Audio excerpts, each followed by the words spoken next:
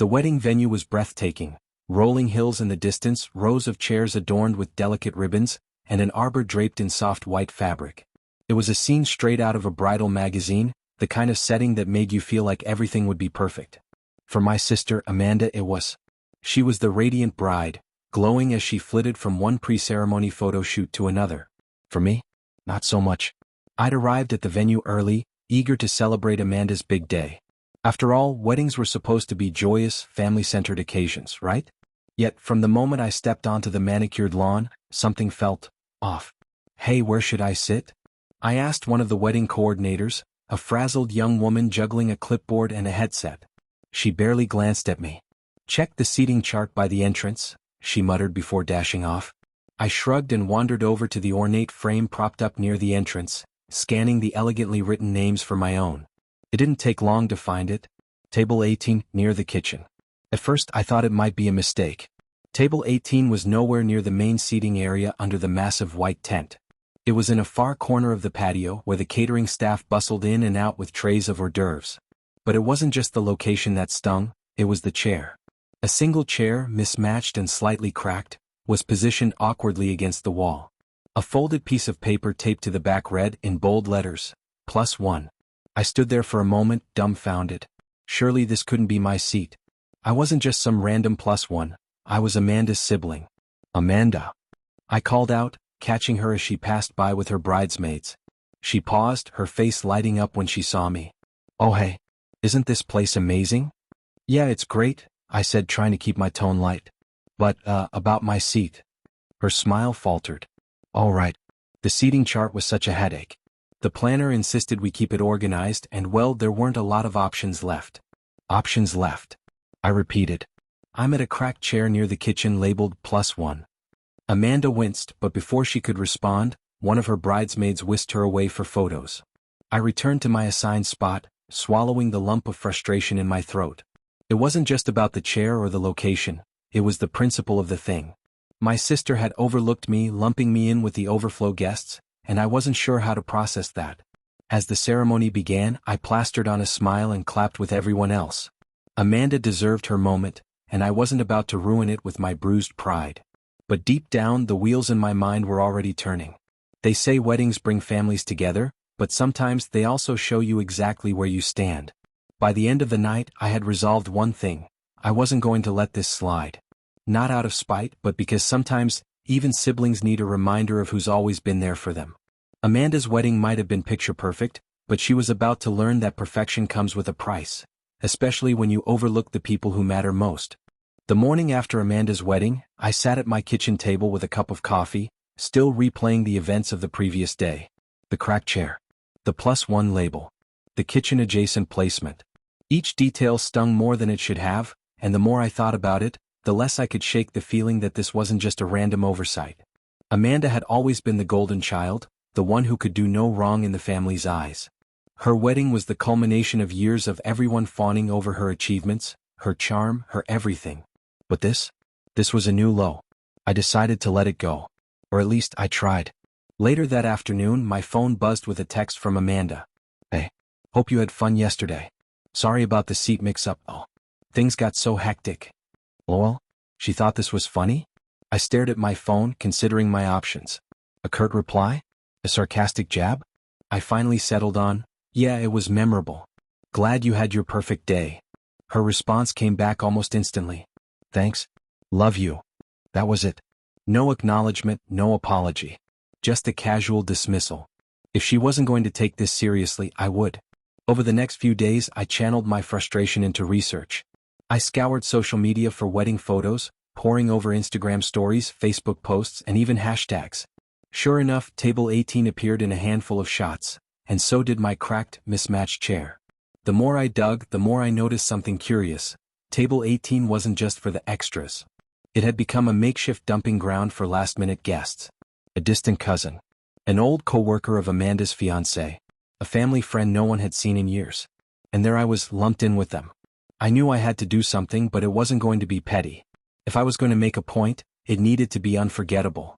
That's when inspiration struck. Amanda was always a sucker for tradition, and she loved to keep the family's heirlooms, photos, and mementos as part of her personal collection. One item in particular stood out, a beautifully embroidered family quilt that our grandmother had made decades ago. It had been passed down through the generations, used at every major family gathering, and Amanda adored it.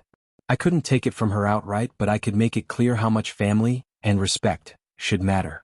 I reached out to my cousin Sarah, who had recently taken up quilting as a hobby. Together we brainstormed a plan.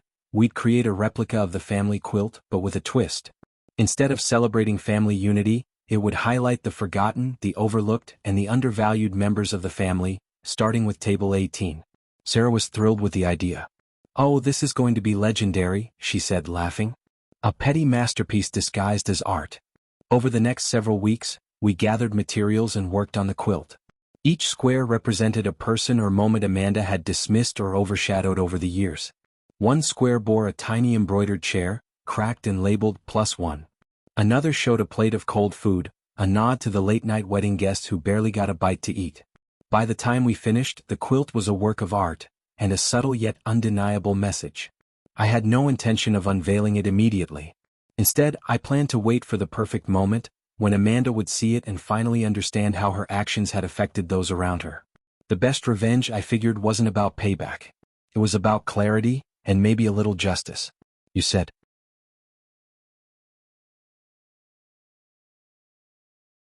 The opportunity to present the quilt came sooner than I expected.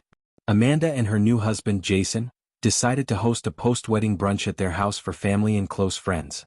It was meant to be a casual celebration, a way to reflect on the magical day while extending their gratitude to everyone who'd attended. I could think of no better stage. The morning of the brunch, I carefully folded the quilt into a gift box, tying it with a silk ribbon. Sarah and I had worked tirelessly to make sure every detail was perfect, and now it was time for Amanda to see the result. When I arrived at their house, the brunch was already in full swing. The dining table was piled high with pastries and fruit, and Jason was chatting with my parents near the coffee station.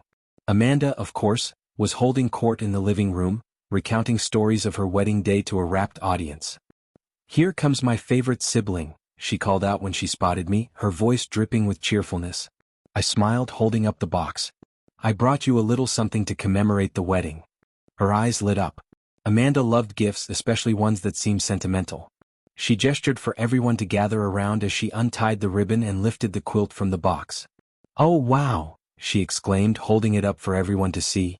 "This looks just like Grandma's quilt." I nodded, feigning modesty. "Sarah and I worked on it together. We thought it would be a special way to honor family memories." She beamed, unfolding it to examine the details. But as she did, her expression shifted. The square with the cracked chair was the first to catch her eye. It was unmistakable, an exact replica of the chair from Table 18, complete with the label +1. Amanda froze, staring at it. "What's this supposed to mean?" she asked, her voice suddenly uncertain. "Oh, that's the chair you assigned me at the wedding," I said lightly, keeping my tone casual. "You know, the one near the kitchen?" The room fell silent. Amanda quickly moved to the next square, which depicted a plate of food with the words "cold chicken" stitched into the fabric. Her cheeks flushed as she realized it represented the subpar meals served to late-arriving guests. The next square showed a wedding seating chart with the words "overflow guests" embroidered across the top, a clear nod to Table 18 and its occupants. By now the room was abuzz with whispers. Jason leaned over to inspect the quilt, a bemused smile spreading across his face. "This is detailed," he said, clearly trying not to laugh. Amanda, however, wasn't amused. She glared at me, clutching the quilt like a lifeline. "Are you trying to embarrass me?" "Not at all," I replied, my voice calm but firm. "I just wanted to remind you of how much family means. It's easy to overlook the small details, but sometimes those details are what stick with people the most." She opened her mouth to respond but then stopped, her eyes darting back to the quilt. For a moment I saw a flicker of something, guilt, perhaps, or maybe realization. The tension in the room broke as someone chuckled softly. "Well, Amanda," my uncle said, "it looks like your sibling has quite the sense of humor." The room erupted into laughter, and Amanda, seeing no way out, managed a forced smile.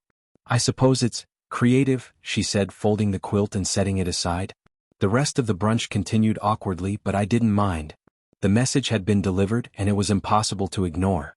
As I left the house that afternoon, I felt a sense of satisfaction. Amanda might not admit it, but I knew she'd think twice before dismissing someone again. The quilt would be a constant reminder, a beautifully crafted piece of petty justice wrapped in tradition. Sometimes the best revenge isn't loud or dramatic. It's quiet, thoughtful, and impossible to forget. A few weeks passed after the brunch and life returned to its usual rhythm. Amanda didn't bring up the quilt again, but I knew it was on her mind. Family gatherings were quieter, less filled with her usual boasting. She didn't outwardly admit it, but her behavior toward me began to shift. It started with small gestures. A text here and there asking how I was doing. A random call to catch up. For Amanda, who had always been wrapped up in her world, this was monumental. Then one day she showed up at my door unannounced, quilt in hand. "I wanted to talk," she said, standing awkwardly on the porch. I stepped aside to let her in, motioning toward the couch. She sat down, smoothing the quilt over her lap as if it was a shield. "I've been thinking a lot about everything," she began, her voice softer than I'd ever heard it. "At first I was so angry about the quilt. It felt like you were attacking me in front of everyone. But then I realized you weren't trying to hurt me. You were just trying to get me to see what I'd done." I nodded but stayed quiet, letting her speak. "I treated you unfairly at the wedding," she admitted, her gaze dropping to the quilt. "And not just the wedding. I've always been so caught up in my life that I've taken you, and a lot of other people, for granted." That admission caught me off guard. Amanda wasn't known for self-reflection, but here she was, owning up to her actions. "I'm sorry," she said, meeting my eyes. "You deserved better." I let her words sink in before replying. "Thank you for saying that. It means a lot." We talked for hours after that, something we hadn't done in years. Amanda shared stories from her honeymoon, her plans for the future, and even her regrets about how she'd treated me and others. For the first time it felt like we were on equal footing, not as the golden child and the overlooked sibling but as family. As she left that evening, she paused at the door, the quilt folded neatly in her arms. "You know, this thing is actually kind of brilliant," she said with a small smile. "It's not just a reminder of what I did wrong, it's a reminder of what I can do to make things right." I smiled back. "That's the idea." From then on, things changed. Amanda became more involved in family events, not as the center of attention but as a participant. She reached out more, not just to me but to others she'd overlooked in the past. The quilt found a home in her living room, displayed not as a trophy but as a conversation piece, a symbol of lessons learned. As for me, I let go of the lingering resentment. The quilt had done its job and so had I. Years later, at another family wedding, I found myself seated at a prime spot near the head table. Amanda was sitting beside me, chatting and laughing with our cousins. When she caught my eye, she leaned over and whispered, "I double-checked the seating chart this time. No cracked chairs for you." We both laughed, and for the first time in a long time, it felt like everything was as it should be. Sometimes the best resolutions aren't about revenge but about growth, and that's exactly what we'd both found. "You said